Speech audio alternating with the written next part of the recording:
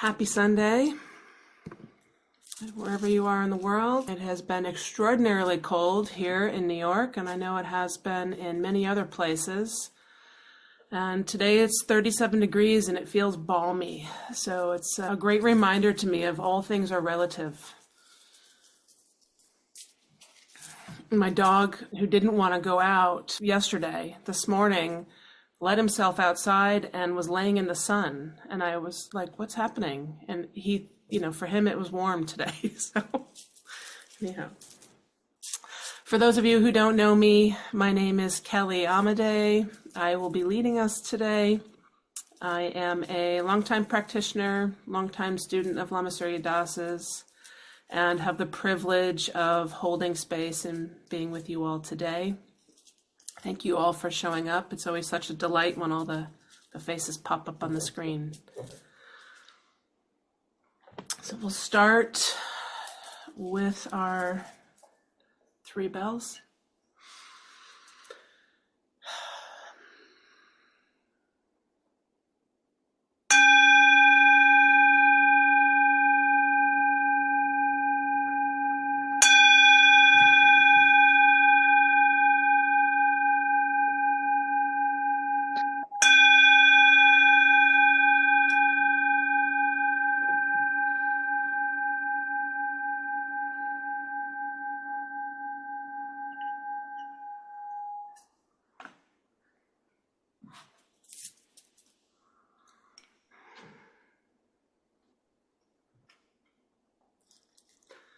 Bow to you and the Buddha in your seat,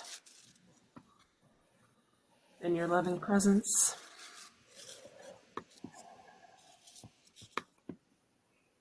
All right, well, half the battle has been accomplished. You're here. That's what I tell myself when I show up to most everything. Okay, I arrived. Now let's see what happens. And as you may have seen in the email, of course, we encourage you to stay on for the entirety of the hour, but we never want that to get in the way of people arriving whenever it is that they can arrive. That might be in the beginning, it might be in the middle, it might be at the end. So please remember that as the weeks roll on, that your presence here, whether it's for a few minutes or it's for the entire hour, is welcome, and it's not disruptive for you to come and go. I just wanted to give that as a reminder. So today, as I was preparing for, if I were you, if I were me, I'm not sure who I am, what would what's top of mind, what's happening right now, what would be most beneficial to contemplate, to reflect on as we move into practice. And as I look at the world around us, there's so much, regardless of how you want to label it, there's an extraordinary amount of change happening between the environmental impact to Los Angeles and the extreme nature of losing your home. There's in the realm of things that can change in life, having your home burned down is probably right up there with dying, with war. It's your basic place of security and belonging. I look at, the families in Asheville that not that long ago experienced the losses of their homes. I look at the political climate, regardless of your political leanings, there's just a lot happening. There's a lot in the world. And I don't know about you, but what I feel is there's so much room right now for empathy and understanding. And there is, in my opinion right now, a little bit of a deficit in that area. There's a deficit in how we're showing up in the world. And when I think about that, what I think about is the fragility of the moment. That more than ever in this lifetime, it's so evident that life is tenuous and fragile, and it's so precious. And here we are in these human bodies We're beings in these bodies, in community, in connection. And so much of this change and so much of this discomfort and so much of this tragedy is creating separateness rather than bringing us together in some ways. And in other ways, there's beautiful, beautiful coming together in community and support happening. But when I think about our practice and I think about the Dharma, I realize how much of the root of the Dharma is becoming aware of who or what keeps us separate. Who or what keeps us separate from ourselves, and where are we acting from? What part of ourselves are we acting from as we express it in the world? You know, whether we like it or not, we're not here to have the same experience. We're not here to hold the same views. We're not here to see things the same way. I mean, imagine how boring life would be if we were all clones of each other. The downside to that is that it can make life difficult. It can make connection difficult. It can make keeping our hearts open difficult. And, you know, we're these human beings that are wired and wiring all the time, right? And our conditioning makes us be in the world differently, see the world differently, respond to the world differently, respond to each other differently. And when I reflect on what is it, you know, it that sees the world differently, it's our minds. It's the thing that can be conditioned. It's not our being. It's not our true self. It's not our unborn, undying, ever-present self. It's our mind. That's how you doing yoga in bed. Hold on a second. You gotta mute somebody. And so it's our mind, it's our primal animal brain that scans for safety. It's our primal animal brain that is judging and discerning, not because it wants to be in the world in a way that's judgmental, but because our primal animal brain's job is to keep us safe.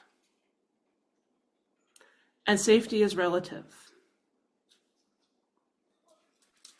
What happens through our conditioning, depending on how we grew up, depending on the environment that we live in, depending on who we're surrounded by, and what we have learned, is our animal primal nature brings us into the world in a way that sometimes we protect ourselves at the cost of all others. We protect ourselves, we protect our children, we protect our loved ones, we protect our animals. And the outcome of that can be that it creates separateness. It creates separateness, and it comes from our conditioned fear of scarcity, of lack of safety, of lack of not enough. And it also can come from another place. Because if you think about that as our mind, right? Our mind is constantly discerning. Our heart is not, right? Our hearts are tender and open and expansive and limitless. And sometimes what the mind does is it tries to protect the heart. Because we could be, I don't want to speak for you, but we could be afraid that if we let our heart lead the way, we would expose ourselves to a lot of pain. We could expose ourselves to a lot of suffering. And we could potentially put ourselves at risk. And so it's this relationship between our mind, our brain, and our heart that this practice allows us to investigate. The heart is open and wide to the world, it knows no bounds, and the mind is like, like a sniper looking to see where's the danger. How do I keep myself safe? And what happens, depending on the relationship you have to who you really are, and the relationship your mind has to your heart, is you're either coming closer to those around you, more open, more loving, more compassionate, more equanimous, or further away. And only you can know the answer to that question. Is what is my relationship to myself, and what is my relationship to those around me that agree with me, that disagree with me? And is that how I want to be in the world? And so when we think about all the things that are out of our control in this moment, if any of us could stop the fires, we would. We can't. The hurricanes, sickness, dying, right? All of these losses are a kind of dying. And our brain is wired for survival. So in all of this craziness happening around us, our brain is trying to protect us from that which is happening, from that pain, from that suffering. So then our heart can start to become a source of fear. And distance is created, and we start grasping and hoarding resources or people or ideas, and it breaks our connection to each other. And what I want to explore today in our practice is, how do we get quiet? How do we become still? How can we work with what's happening right now so that we can know a little better, a little more clearly, who we think we are, how we're relating to ourselves, and how then we are relating to the world. And this isn't meant as an intention to make drastic change. The intention is to just cultivate some awareness around it, to know, where am I acting from? So I want you to just settle into your seat for a moment.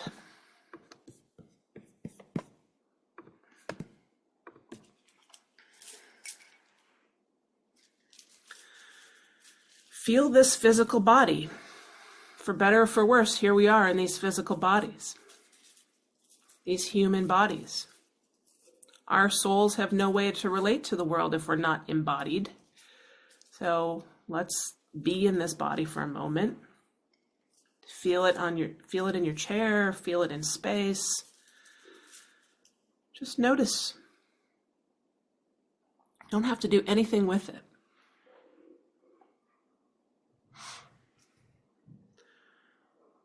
We want to really deeply get in touch with it. And sorry.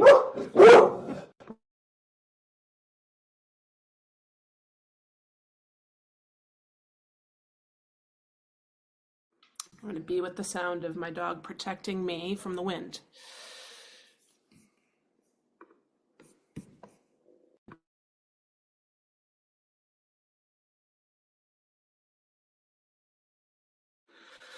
All right, and we'll begin again. Llama often yells pet. Instead, I just have a black lab that barks for you, shake you out of your shake your mind out of its fixed moment. So what we're going to do is really get deeply in touch with what is our relationship in order to, because what's the ultimate goal here is to be able to let in more beauty, let in more joy, let in more happiness, express more joy. But in order to do that, we have to be with both. You cannot have happiness and joy without the difficulty that comes with life. This practice that we do is about awakening, and awakening to the truth as it is. And part of the truth as it is there's pain in the world. We're not going to do a master class on the difference between pain and suffering today, but there's pain in the world. And pain on one level keeps us alive, right? When you're in pain, your body's giving you information that needs attention. And without pain, there is no joy. Without all of it, there is no being. And so we're not looking to eliminate an experience here, but to be with it all. Okay, so settle into your seat.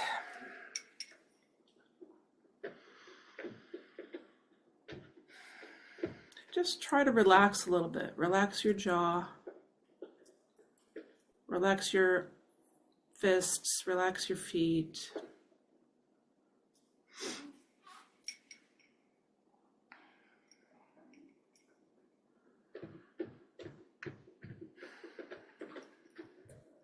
Relaxed and present at the same time.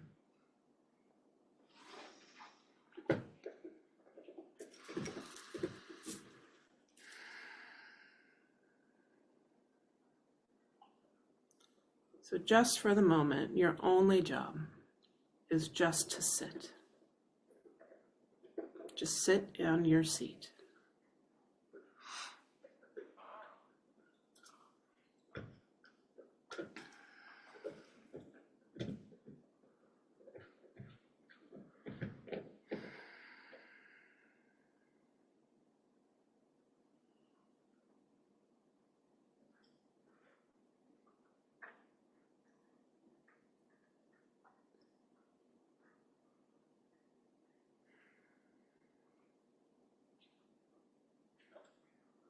And what you'll notice while you're sitting is your breathing. That's one thing we all have in common. Every single one of us is breathing.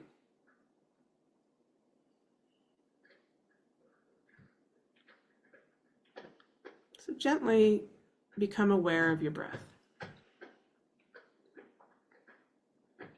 It's a subtle awareness.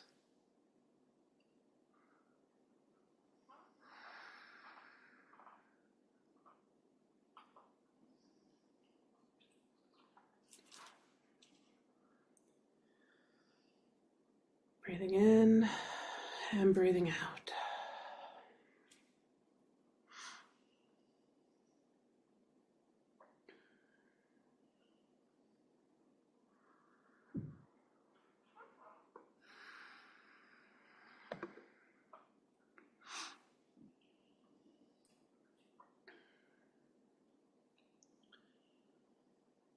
This body allows you to be here in this moment, allows you to be aware of your body, aware of your breath, to be with each other.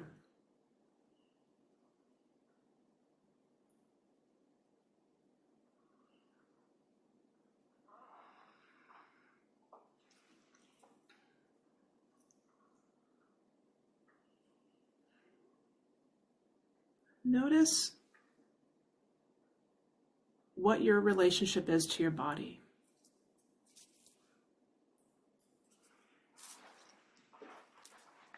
How do you feel about this body?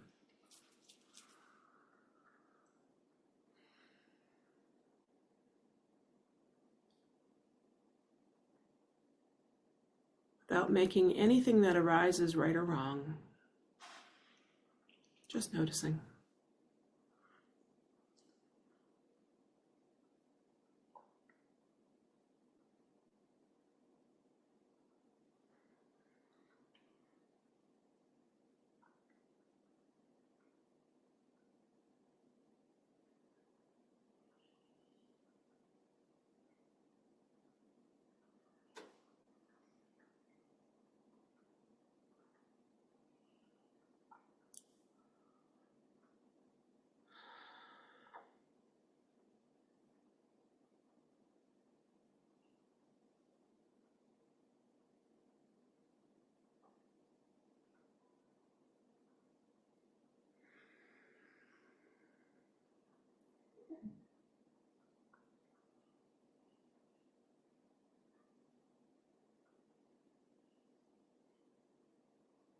Who do you think you are?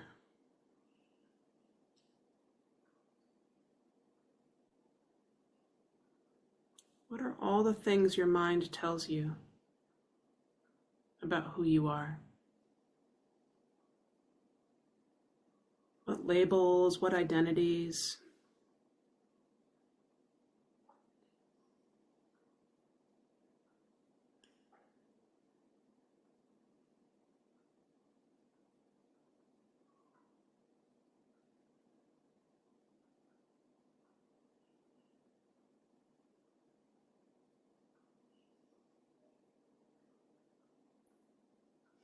Becoming familiar with all the ideas we have about who we are.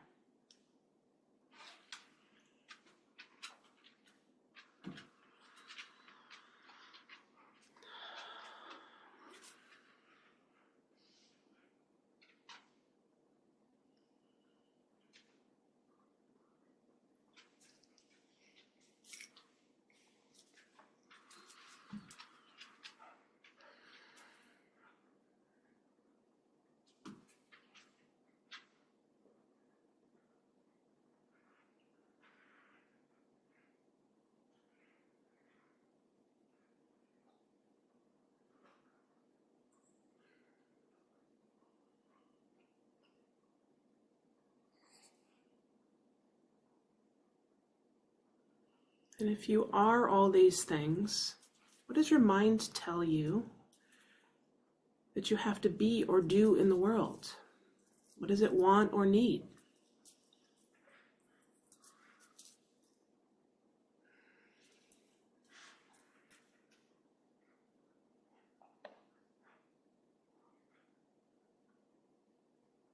Is it true?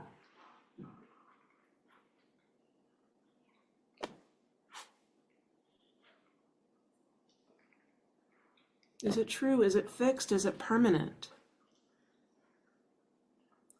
I am a sister. What happens if my sister passes away before me? Am I that? Am I only that?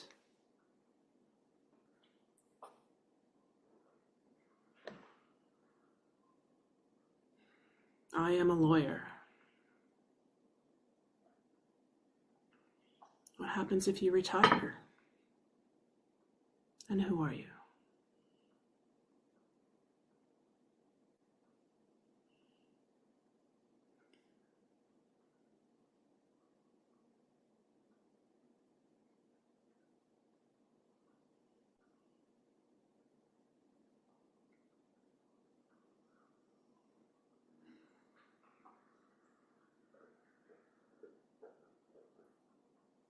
What happens if you hold those identities, those labels a little more loosely?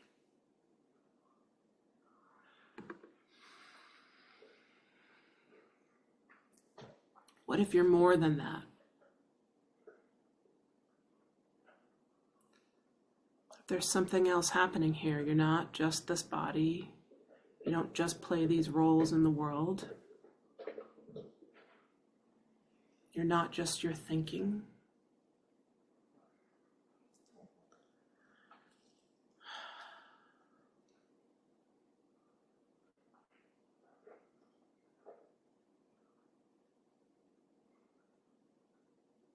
Who or what is witnessing your mind, witnessing your thinking?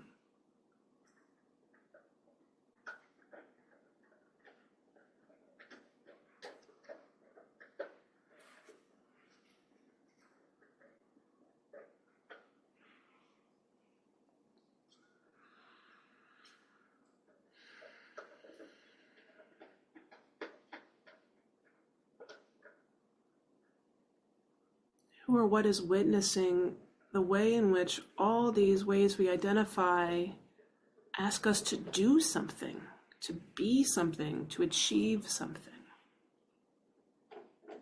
to earn something?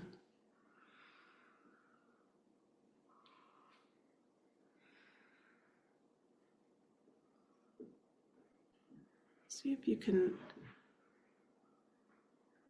gently let go for a moment of the doing, of the achieving, of the identifying with the labels.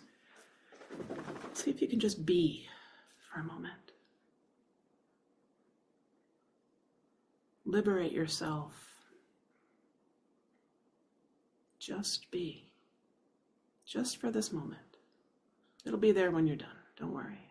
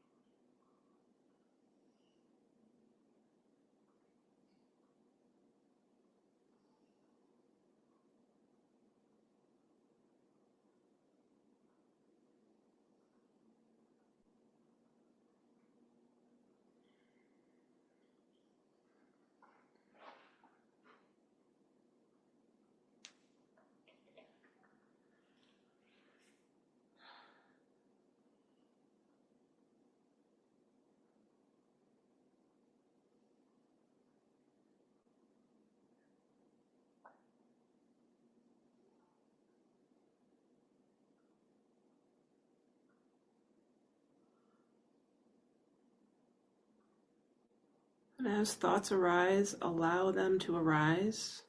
You don't have to worry about them. You don't have to do anything with them. You cannot stop them. You can make space, be in the space in which they arise, like clouds floating by. Noticing, but not doing. Take the pressure off.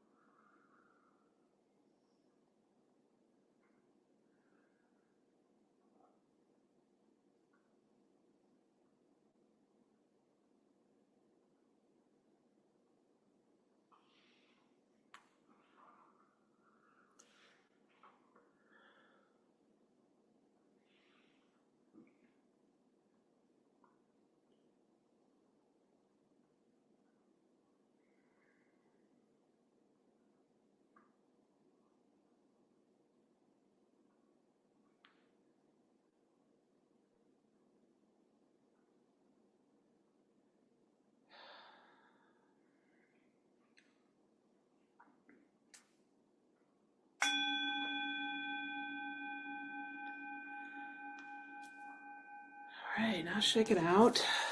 Stretch.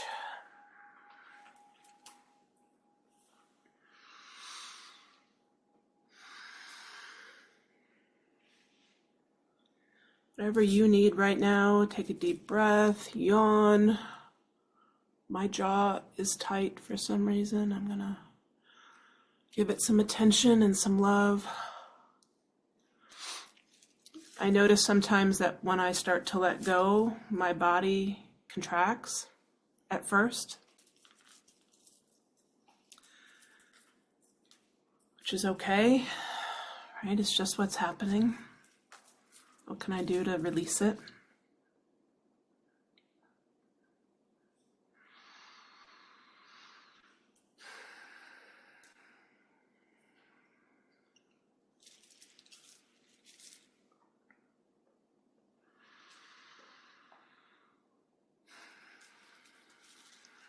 Good.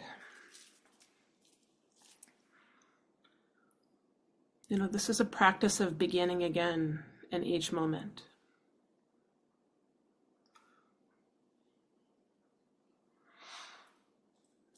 And while some of us have been taught that the goal is to sit for long stretches of time without thought, it's a setup, in my opinion. Let's just begin again, begin again. And if at some point you sit for a long stretch of time and fewer thoughts arise, great, but that's just what's happening. It's not even different than what's happening now. What's happening, what's happening, what's happening, right? That's the question to ask. And what's my attachment or aversion to what's happening? How do I relate to it? How do we begin to exist in a world where we're just being with what is?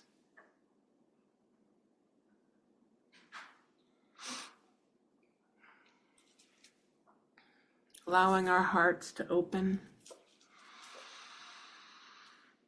which means allowing our hearts to break and break and break and receive and receive and receive over and over. Open, loving, present, being with what is. All right.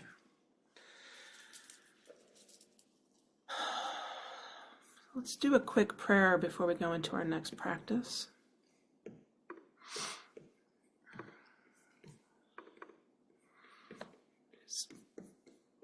We don't just do this for ourselves. We do this so that we can be in the world in a way in which allows us to help others be free as well. We'll do the 4 immeasurable aspirations, break up our practice, and set some intentions. May all beings possess happiness and the inner causes of happiness. May all beings be free from suffering and the inner causes of suffering. May all beings remain undivided from the sacred joy which is free from suffering. May all beings come to rest in great peace and equanimity, beyond attachment and aversion to friends, enemies, or strangers. And then the 4 dharmas of Gampopa and Longchenpa. And if these words get in your way, don't worry about Gampopa and Longchenpa, just worry about the intention here. Bless and empower us that our minds and our hearts turn toward the Dharma, the truth as it is. Bless and empower us that our Dharma practice becomes the path, our way of being. Bless and empower us that the path truly dispels confusion. Bless and empower us that confusion itself dawns as primordial awareness.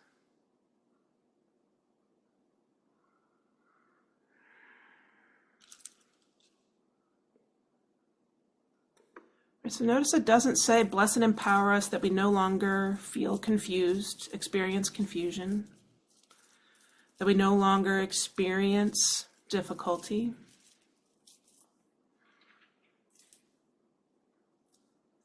But that we're free from it. We're free from the inner causes of it. It's not that it's not something that arises. It's how we relate to it.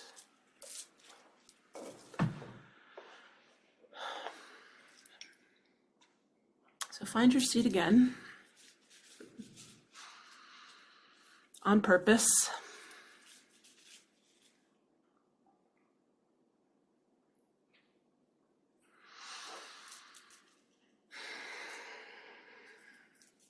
See if you can relax a little more. Soften a tiny bit more.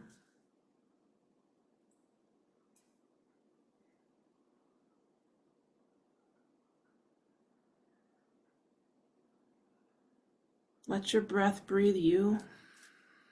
Nothing to do.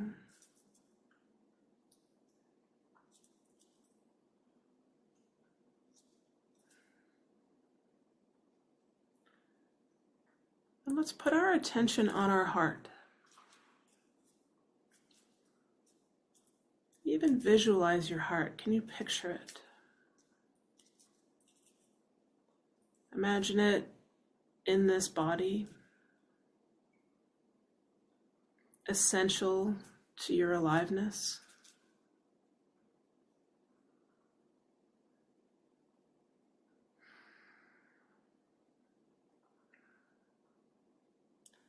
And with that attention and awareness,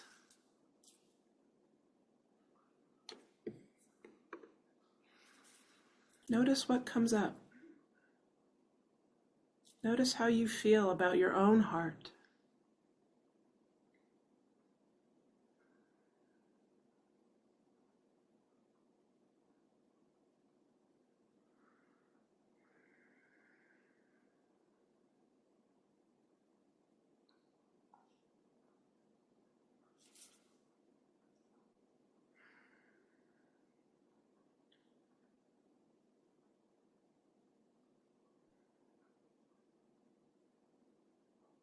See if you can bring a little tenderness, a little bit of love, a little bit of softness to your own heart.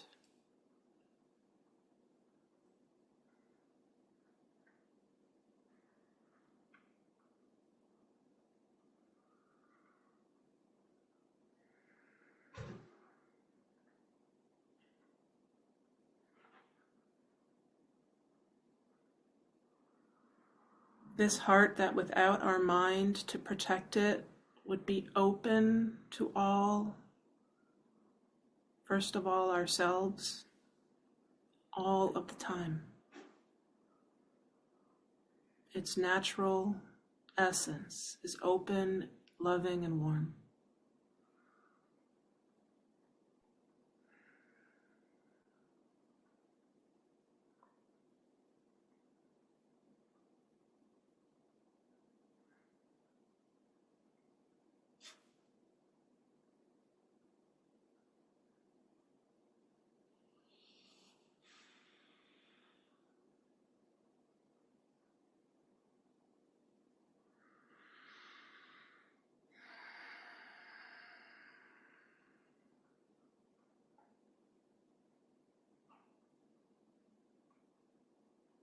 Who or what is aware of your heart?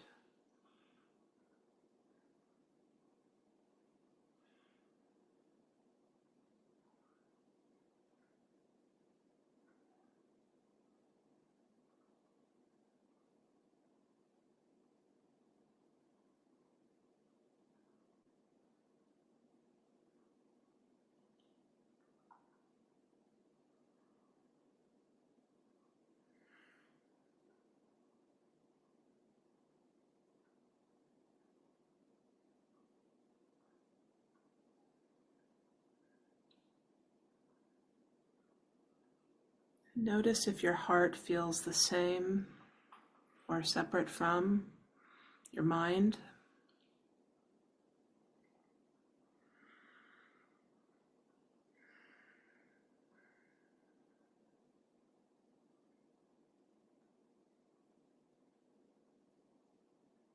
Who or what is noticing the relationship between your heart and your mind?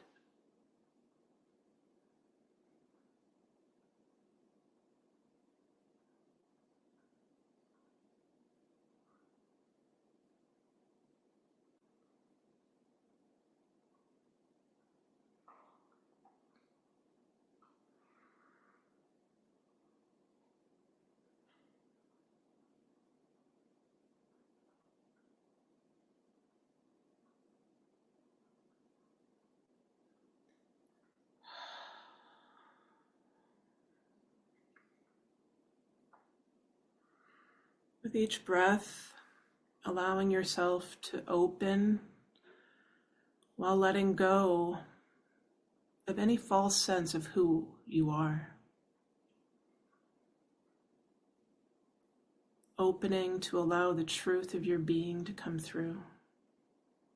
This is the beginning of freedom.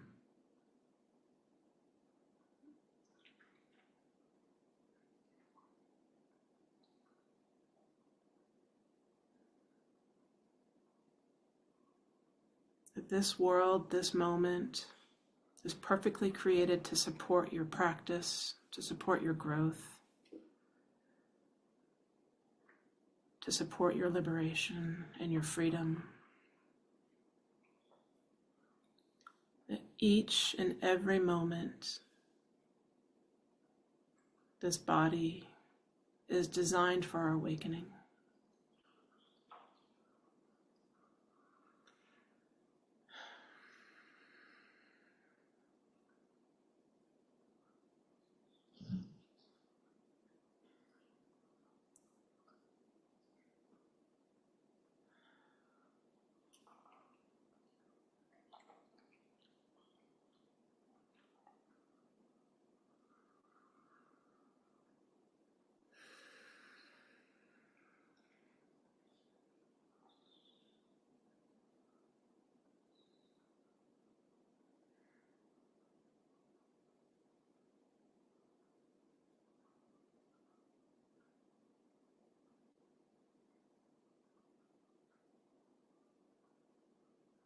Nothing to do, no forcing, no pushing, no conjuring, just sitting.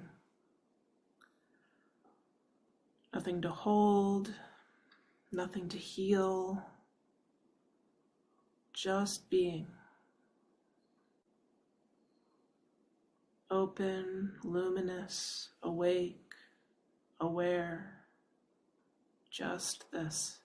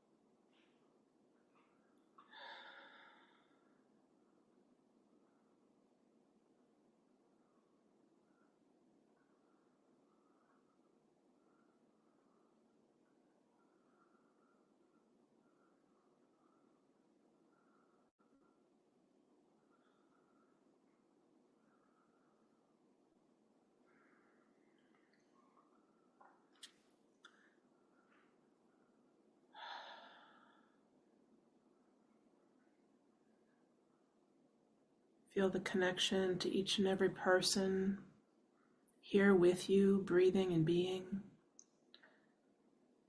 supporting your practice while you support theirs, just by your mere presence.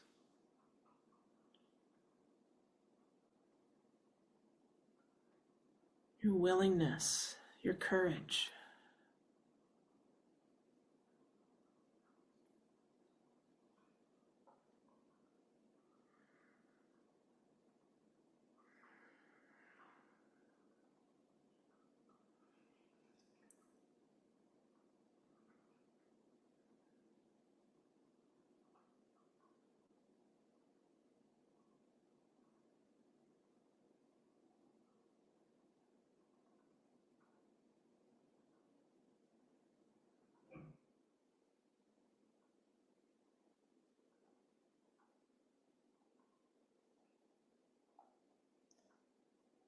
Expanding your awareness outside of your physical body, beyond the room you're in.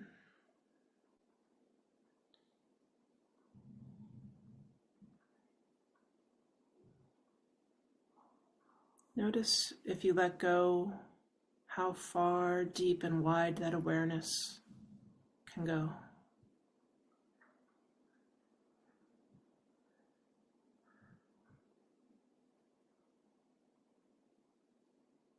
Open like the sky.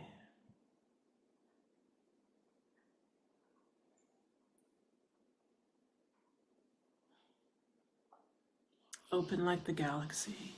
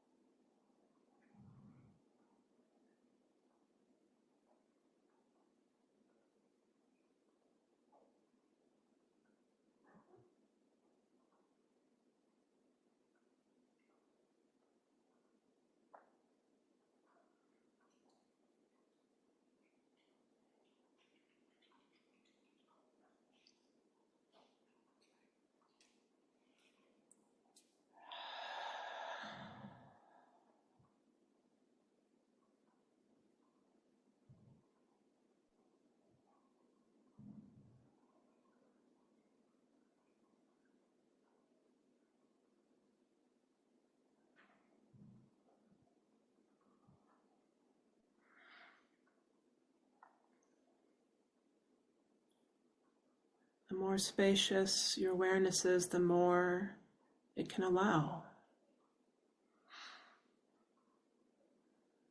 Not contracted, not small like a cup of salt water, wide and expansive like a river, like an ocean.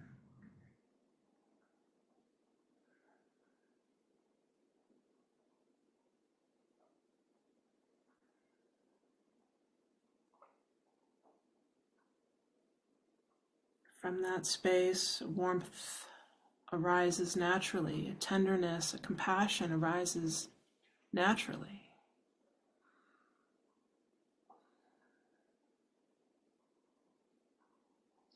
You can hold more.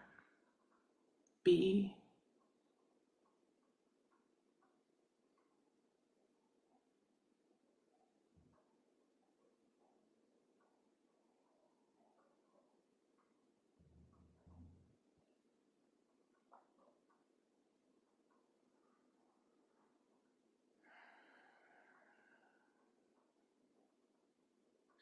Take that awareness wide and open and gently turn it in on itself.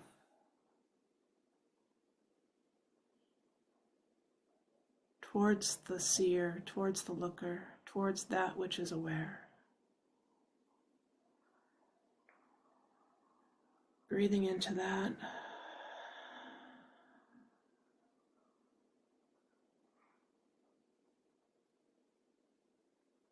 Letting your exhale be slightly longer than your inhale.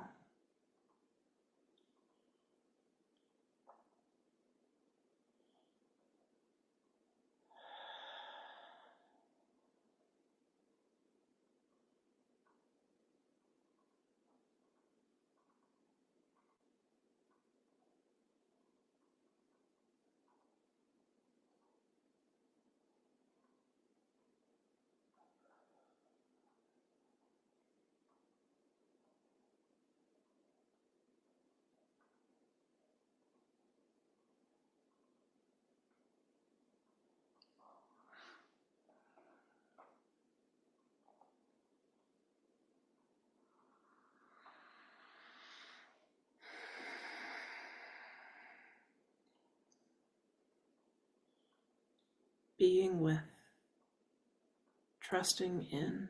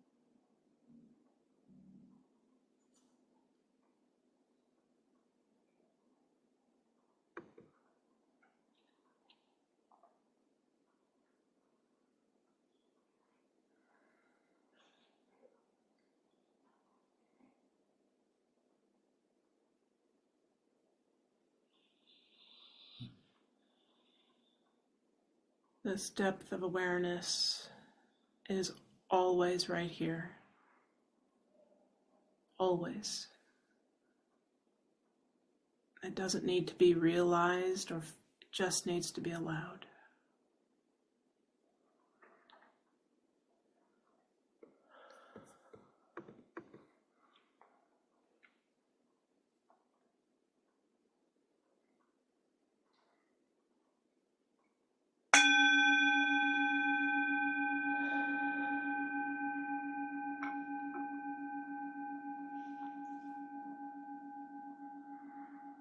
And even though the bell has rung, see if you can stay with it. Be with it.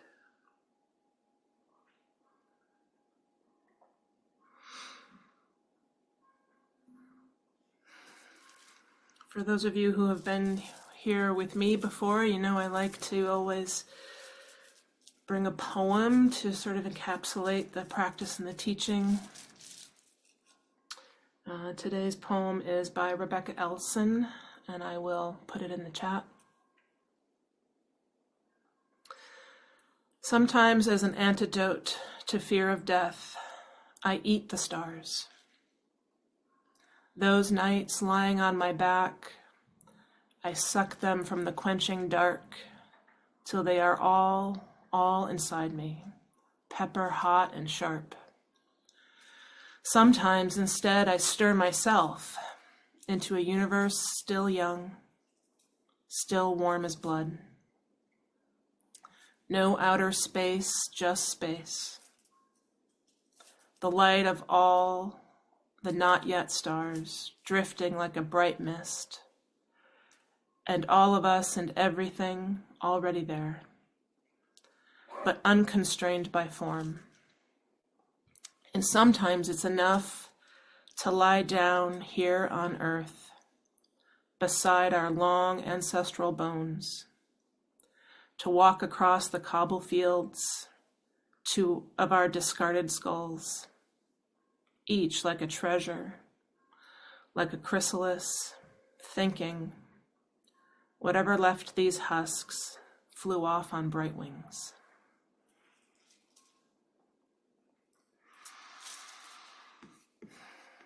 So we will close with a closing prayer, and then we will open it up to any sharing.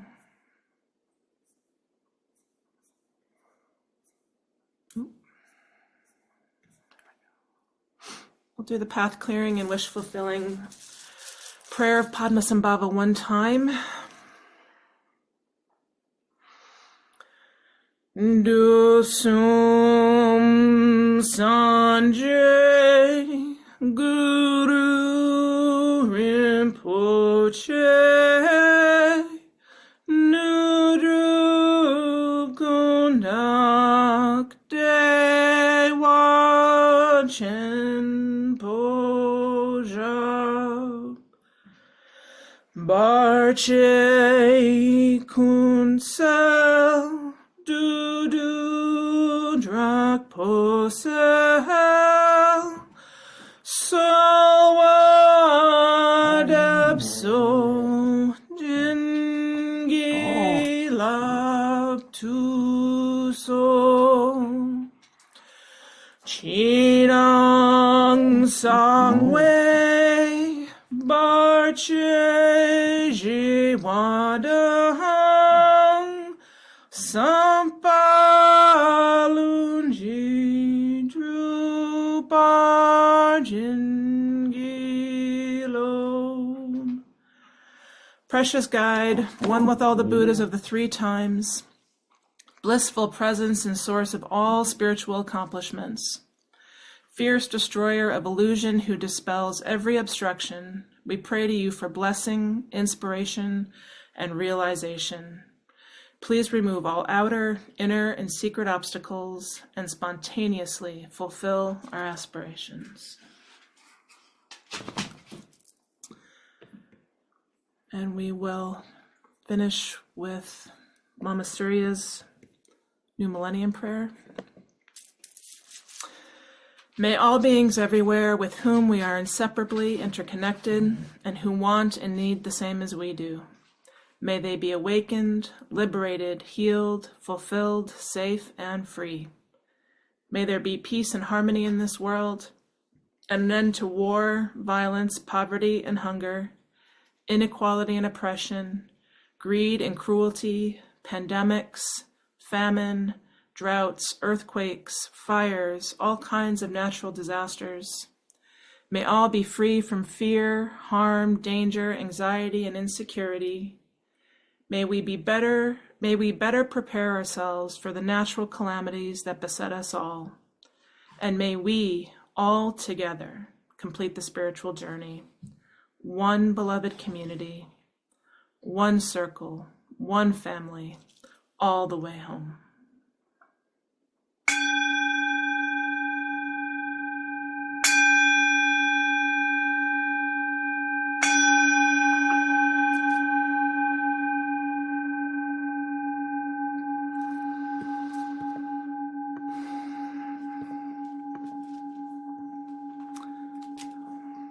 Thank you all for your practice and your presence and for being here. Any questions, any sharing, please? There are no unhelpful questions or comments.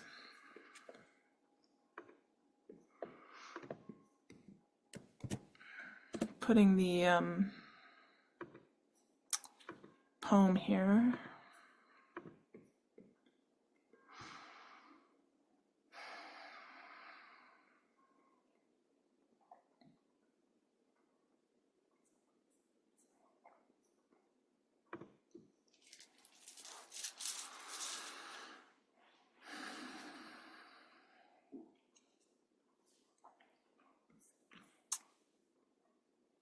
Well, as always, I'm so grateful for this practice, so grateful for these teachings, so indelibly grateful to Lama Surya for bringing these teachings to us, this practice to us, and to all of you. I wouldn't be here without him. I wouldn't be here without the Dzogchen Foundation, and while he's on his semi-rewirement, I still encourage you, if you can, even a few dollars, please donate to the foundation to support his continued practice and love in the world as he finishes his memoir. And, you know, with now that he's free, who knows what we're going to get next. So much love to you all. And we hope to see you all next week. Be well.